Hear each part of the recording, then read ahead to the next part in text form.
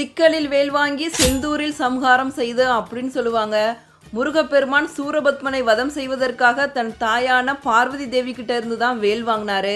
இன்னைக்கும் சூரசம்ஹாரம் நடக்கிறப்ப தன் தாயான பார்வதி தேவி கிட்ட இருந்து வேல் வாங்குறப்ப முருகப்பெருமானுக்கு முத்து முத்தா வியர்க்கும். அது இன்ன வரைக்கும் நடந்துகிட்டு இருக்க ஒரு அதிசயம்தான். நாகப்பட்டினம் மாவட்டத்தில் இருக்க சிக்கல் சிங்காரவேலர் ஆலயத்தில் அக்டோபர் 26 ஞாயிற்றுக்கிழமை மாலை தன் அன்னையிடமிருந்து வேல் வாங்குற நிகழ்வு நடக்கும். அப்ப பாருங்க, முருகப்பெருமானோட திருமேனி எங்கும் முத்து முத்தா வியர்வை துளிர்த்திருக்கும். இதை இன்னைக்கும் நடந்துட்டு இருக்க ஒரு அதிசயம்னே சொல்லலாம். ஏன் முருகப்பெருமானுக்கு வேல் வாங்கும் போது அப்படி வியர்க்குதுன்னு கேட்குறீங்களா?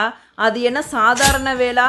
பார்வதி தேவி தன்னோட சக்தி ஆற்றல் அனைத்தையும் ஒன்றாக திரட்டி அதை வேலாக மாற்றி அந்த சக்தி வேலைத்தான் முருகப்பெருமானுக்கு கொடுக்குறாங்க. அப்போ அந்த வேலுக்கு எப்படி ஒரு சக்தி இருக்குன்னு பார்த்துக்குங்க. அந்த வேலோட வீரியத்தால் தான் முருகப்பெருமானுக்கு இன்னைக்கும் வேர்வை துளிகள் அரும்புது.